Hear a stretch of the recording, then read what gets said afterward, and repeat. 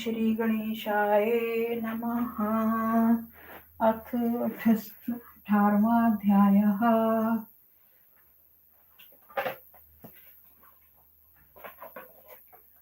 अष्टादशोऽध्यायः।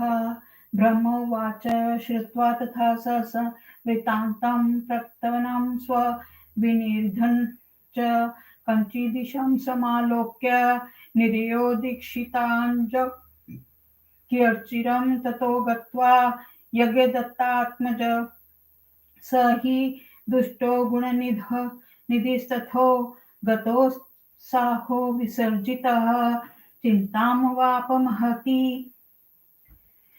कयामि करवाणि किं नाहमभ्यं स्तविद्योऽस्मि न चैवातिधनोऽस्म्यहं देशान्तरे यस्य धनं स सद्य सुखमेधते भयस्तमस्ति धने चोरात्स विघ्न सर्वतो भव याजकस्य कुले जन्म कथं मे व्यसनं महत अहो बलीयान् हि विधिर्भारे विकर्मानुसन्धयेत भिक्षेतुन्नाभि गच्छामि न मे परिचित कञ्चित् न च पार्श्वे धनं कञ्चित् मात्र शरणं भवेत् सदान्भ्युतिते भानो प्रसूमे मिष्टभोजनं दद्याद्दात्र पात्रं कं याचेन चेह जननीमं ब्रह्मोवाच इति चिन्तयत्स्य बहुशस्त्रस्य नारद अतिदीनं तरोमूले भानुरस्ताचलं गतः एतस्मिन्नेव समये कञ्चिन् महेश्वरो नरः सहोपहारनादाय नगराहृदिभ्यगात नानाविघ्नं महादिव्यास्तवजने परिवारिचत सम्भ्यर्चितुमीशानं शिवरात्रावुपोषितः शिवालयं प्रविश्यात् भक्तं शिवसक्तधि यथोचितं सुचित्तेन पूजयामास शङ्करं पक्वा गन्धन्माधात्र यज्ञदत्तात्मजो द्विज पितृयक्तो मातर्हीनं शुदित स तमगात इदमन्न मया ग्राहा शिवायोपकृतनिशि सुप्ते शैवजने दिवा सर्वस्मिन् विधिनुमत यत्याशामवल्लभाध द्वारि शम्भोरुपाविशत दर्दश च महापूजां तेन भक्तेन निर्मितां विधाय नृत्यगीतादि भक्ता तुष्टा क्षणे यदा नैवेद्य स तदा दान्तानु भर्गागारं विवेशः दीपं मन्दप्रभं दृष्ट्वा पक्वान् वीक्षणाय स निजचैलाज्वलति कृत्वा दीपं प्रकाशाय च यज्ञदत्तात्मज सोऽथं शिवनैवेद्यमादरात् जग्राह सहसा प्रीत्वा पक्वान् बहुशक्षतः ततः पक्वान्नमदाय त्वरितं गच्छतो वहि तस्य पादतलाघातात् प्रवृत्त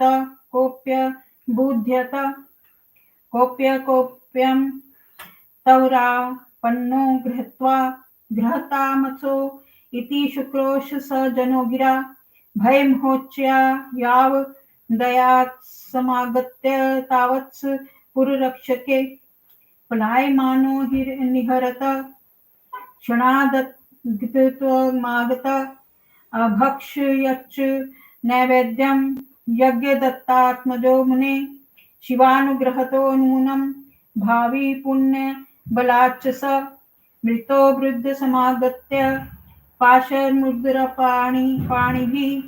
निनिभूषि संयमनि याम्ये स विकटे भृटे तावत् परिषदा प्राप्ता किङ्किणी जालमालिना दिव्यं विमानमादायेत नेतु शूलपाणये शिवगणा ऊचु मुच्यतेन द्विजं याम्या गणा परं धार्मिकं दण्डयोग्यो न पिप्रोसो दग्ध सर्वाद् संचयम् इत्याकर्णवचस्ते हि यमराजगणास्ततः महादेवगणानार्भुभुवश्चित्तिता भक्षणम् शम्भो गणानथालोक्य भीतेस्तु शङ्करे अवादिप्रणतेरित्थं दुर्वतोय गणा द्विज यं गणा ऊचु कुलाचारं प्रत्येषे पित्रो वाक्यं पराङ्मुखं सत्यशोच परिभ्रष्ट सन्ध्यास्नान विवर्जितम्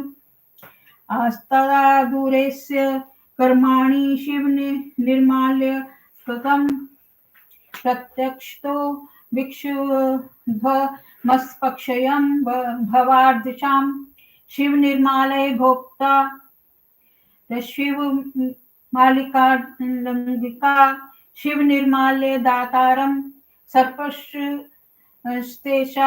पुण्यकृत विषमालोक्यवापेयं श्रेयो वो प्रश्नं परं सेवितव्ये शिवस्मेन च प्राणे कंठगरे गतेरिं यूयं प्रमाणं धर्मेषु यथा न च तथा वयम् अस्ति चेद् मल्लिकेशोकस्य गणास्तं शृणु भो वयम् इत्थं तद्वाक्यकर्मणा याम्यानां शिवकिङ्करा स्मृत्वा शिवपादो भोजं प्रोचु परिषदास्तु तान् शिवकिङ्करा ऊचु किङ्करा शिवधर्मा ये सूक्ष्मास्ते तु भवादृशे स्थूललक्ष्ये कथं लक्ष्या ये सूक्ष्मदृष्टिभिः अनेनानेसा कर्म यत्कृतं शृणुते ततः यज्ञदत्तात्मजेनाथ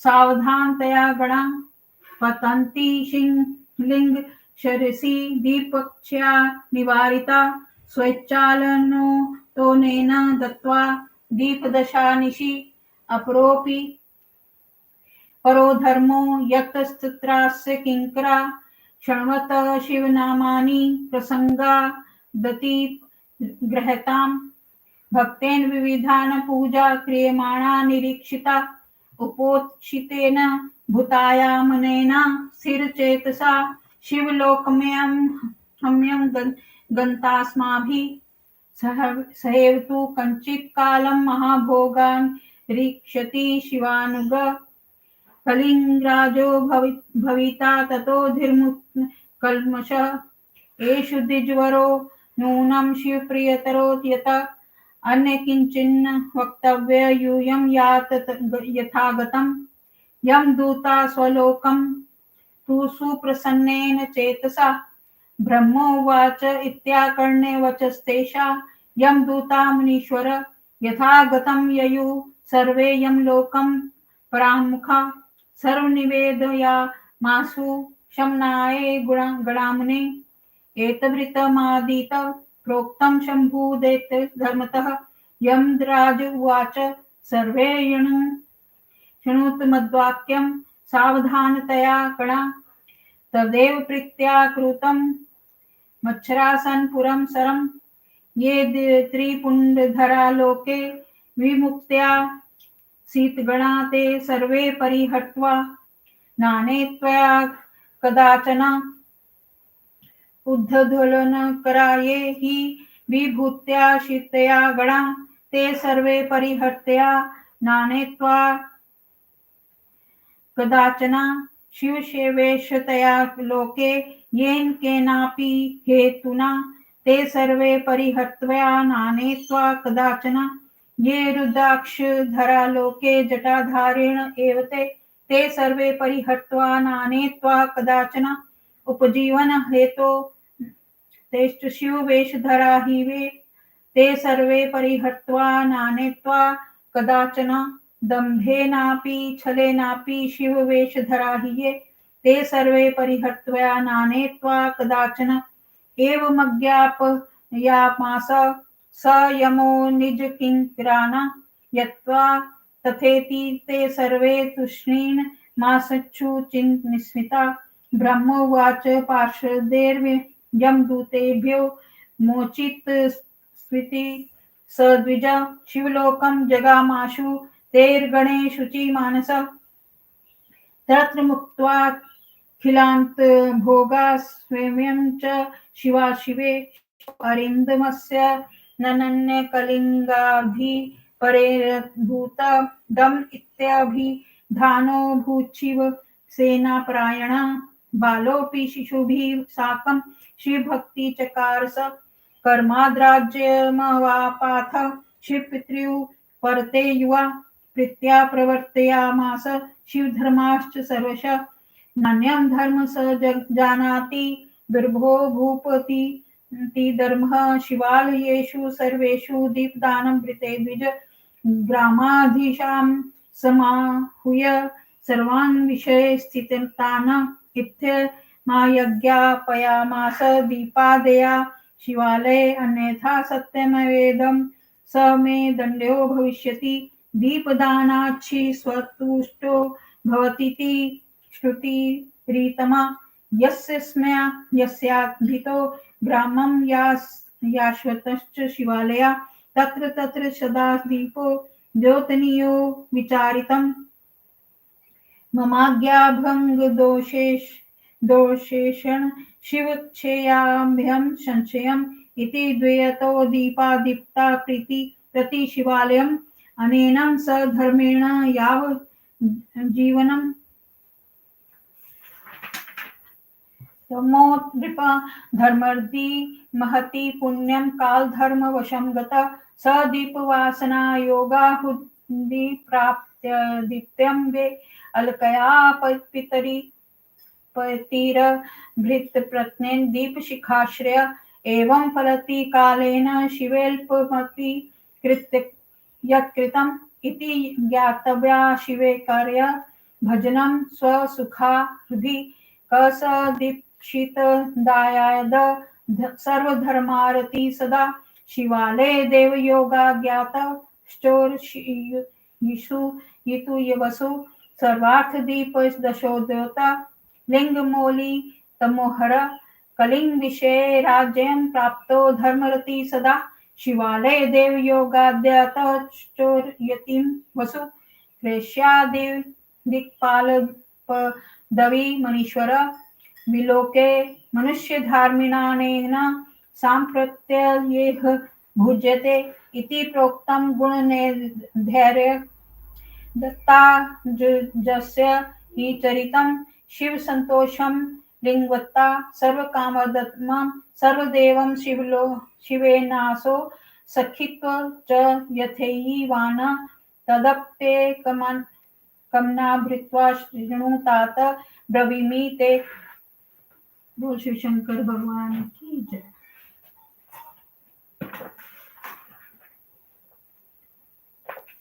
ब्रह्मा जी ने कहा, यह समाचार सुनकर अपने भाग्य की निंदा करता हुआ वह दीक्षित का पुत्र गुण निधि किसी दीक्षा की ओर चला गया। उसके बाद वह यज्ञ दत्त का पुत्र कुछ दूर जाकर हतोत्साह होकर एक जगह बैठ गया और अत्यंत चिंतित हुआ कि अब मैं क्या करूं। न तो मैंने विद्या अध्ययन किया और न ही मैं धनवान ही हूँ। परदेश में तो जिसके पास धन होता है वही शीघ्र सुख पा सकता है। धन होने पर चोर का भय होता है, वह विघ्न चारों ओर से हो सकता है। यज्ञ कराने वाले के कुल में जन्म लेकर मुझे यह महान दुर्व्यसन कैसे लग गया। आश्चर्य है कि भाग्य बलवान होता है। यह अगली होनहार का फल है। मैं भीख मांगना भी नहीं जानता, न मेरा कोई परिचित ही है, न मेरे पास कुछ धन ही है। अब मैं किसी की शरण में जाऊं। सदैव सूर्योदय होने से पहले मेरी माता मुझे मधुर भोजन देती थी। अब मैं किसके पास जाऊं? मेरी माता भी यहाँ नहीं है। ब्रह्मा जी ने कहा, हे नारद, इस प्रकार अनेक बातें सोचते हुए पेड़ के नीचे बैठे हुए उस दुखी गुण निधि के सूर्य अस्त हो गया। उसी समय कोई शिव भक्त अनेक प्रकार का दिव्य पूजा की सामग्री लेकर स्वजनों को से घिरा हुआ नगर से बाहर की ओर शिवरात्रि के पर्व पर शिव जी की पूजा करने के लिए आया। शिव भक्ति में तत्पर वह शिव जी के मंदिर में प्रवेश कर उचित विधि तथा सावधान मन से शिव जी की पूजा करने लगा। विविध प्रकार की प्रसादों की गंध को सूंघकर पिता द्वारा परिव्यक्त माता से रहित वह ब्राह्मण यज्ञदत्त का पुत्र भूखा होने के कारण उसके पास पहुंचा और सोचने लगा कि इसने जो शिव जी का प्रसाद चढ़ाया है उसे रात में सभी शिव भक्तों के सो जाने पर मैं भाग्यवश प्राप्त कर लूंगा। इस आशा से वह शिवालय के द्वार पर बैठ गया और उस भक्त द्वारा की गई शिव जी की महापूजा को देखा। नृत्य गीत आदि करके भक्तजनों के सोते ही वह प्रसाद लेने के लिए मंदिर के भीतर घुसा। दीपक के प्रकाश को मंद देखकर पकवान को देखने के लिए उसने वस्त्र से बत्ती जलाकर दीपक की ज्योति को तेज करके उस यज्ञदत्त के पुत्र ने आदर से सहसा पर्याप्त शिव नैवेद्य को वहां से ले लिया। तदंतर पकवान को लेकर शीघ्रता से बाहर जाते हुए उसके पैर की ठोकर से सोया हुआ कोई भक्त जग गया। वह शीघ्रता करने वाला कौन है जिसे पकड़ो पकड़ो। वह व्यक्ति इस प्रकार भयभीत होकर जोर से चिल्लाया। जब वह भय से भागा तब तक नगर रक्षकों ने भागते हुए से मारा और वह थोड़ी देर में अंधा हो गया। हे मुनिवर, उस यज्ञदत्त के पुत्र ने शिव जी की कृपा से नैवेद्य को खाया, ना कि होने वाले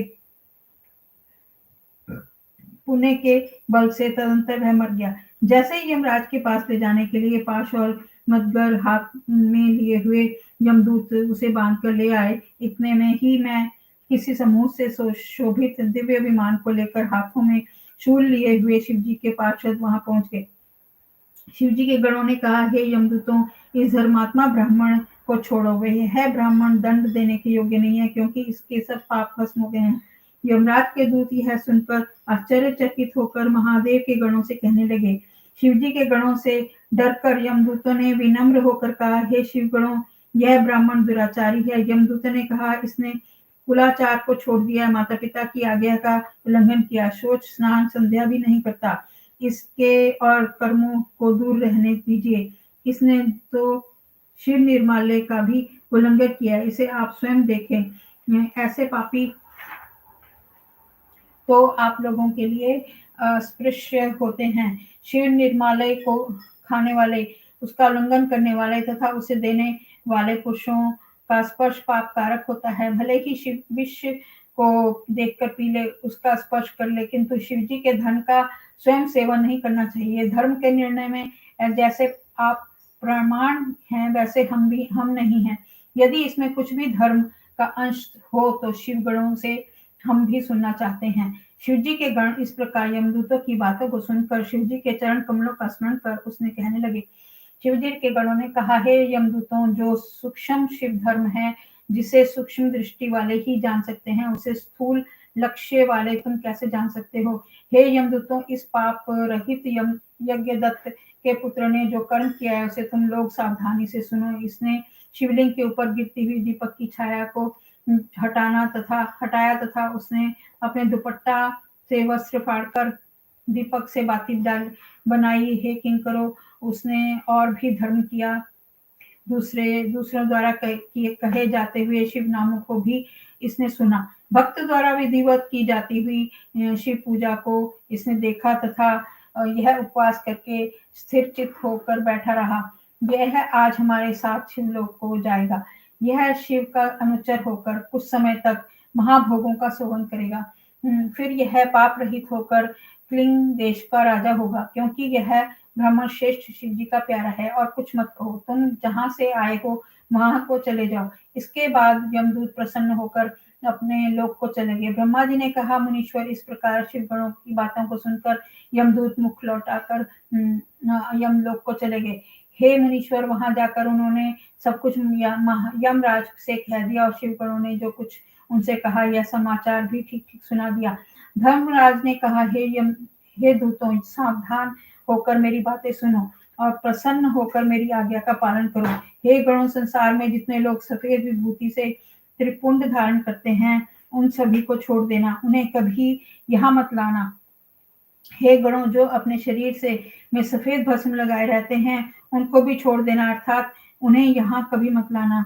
किसी भी कारण से जो शिव का वेश धारण करके संसार में विचरण करते हैं, उन्हें भी यहाँ मत लाना। जो रुद्राक्ष तथा जटा धारण करते हैं, उन्हें भी यहाँ मत लाना। जो आजीविका के लिए शिव का वेश धारण करते हैं उन्हें भी यहाँ कभी मत लाना। जो ढोंग या कपट से भी शिव वेश को धारण करते हैं उन सभी को छोड़ देना चाहिए, उन्हें यहाँ भी कभी मत लाएं। यमराज ने इस प्रकार अपने नौकरों को आज्ञा दी। वे भी इसे स्वीकार कर मंद हास्य करके चुप हो गए। ब्रह्मा जी ने कहा, पवित्र मन वाले उस ब्राह्मण को शिव जी के गणों ने यमदूतों के बंधन से छुड़ाया। तदंतर वह शीघ्र ही शिवलोक को गया। वहां शिव तथा पार्वती की सेवा करके समस्त सुख भोगों का सेवन करके अगले जन्म में वह कलिंग देश के राजा अरिंदम का पुत्र हुआ। इसका नाम दम रखा गया। यह बचपन से ही शिव भक्ति में तत्पर रहा और अपने साथी बालकों को भी शिव भक्ति में लगाए रहता था। पिता की मृत्यु हो जाने के बाद युवावस्था में राज्य को प्राप्त कर उसने भक्ति पूर्वक अनेक शिव धर्मों को प्रारंभ किया। दूसरों द्वारा दमन के अयोग्य यह राजा दम सभी शिव मंदिरों में दिया जलाने के अतिरिक्त दूसरे धर्म को नहीं जानता था। अपने राज्य में स्थित गांव के स्वामियों को बुलाकर उन्हें उसने आज्ञा दी कि प्रत्येक शिवालय में प्रतिदिन दीपक जलाया करो। मैं सत्य कह रहा हूँ, ऐसा न करने वाले को मैं दंड दूंगा, क्योंकि दीपदान करने से शिव जी प्रसन्न होते हैं और ऐसा वेद भी में कहा है। जिसके गांव के चारों ओर जितने भी शिवालय हों वहां बिना सोचे समझे दीपक जलाने चाहिए। जो मेरी आज्ञा को नहीं मानेगा मैं उनके सिर काट दूंगा। इस समय से प्रत्येक शिवालय में दीपक जलने लगे। इसी धर्म से राजा दम जीवन पर्यंत महान धर्म को पाकर मृत्यु को प्राप्त हुआ। वह दीपदान के प्रति श्रद्धालु था, अतः उसने बहुत से दीपों को जलाकर रत्न दीपों की शिखा में आश्रय करने वाली अलका नगरी का स्वामी हुआ। इस प्रकार की गई शिव जी की थोड़ी सी भी सेवा समय पर बहुत सा फल देती है। ऐसा जानकर अपने सुख के इच्छुक पुरुषों को शिव जी का भजन करना चाहिए। सब धर्मों से रहित कहा वह दीक्षित का पुत्र गण निधि संयोग व शिवालय के प्रसाद धन आदि चुराने गया और अपने स्वार्थ के लिए बत्ती जलाकर शिवलिंग के ऊपर का अंधकार दूर किया। इतने से ही उसने कलिंग देश का राज्य पाया। उन पहले संस्कारों के उदय होने से शिवालयों में दीप जलाए वह, हे मुनीश्वर देखिए, उसे दिक्पाल की पदवी प्राप्त हुई। अब यह कुबेर बनकर अलकापुरी का राज्य कर रहा है। इस प्रकार यज्ञदत्त के पुत्र गुण निधि का चरित्र और शिवजी के संतोष का वर्णन कर दिया। इसे सुनने वाले की सभी कामनाएं पूर्ण हो जाती हैं। जिस प्रकार यह सभी देवताओं में प्रमुख शिवजी का मित्र बना। हे तात, तुम सावधान चित्त से सुनो, मैं तुमसे कहता हूँ। बोल श्री शंकर भगवान की जय। ओम नमः शिवाय। शिव जी सदा सहाय। ओम नमः शिवाय। गुरु जी सदा सहाय। जय गुरु जी। शुक्राना।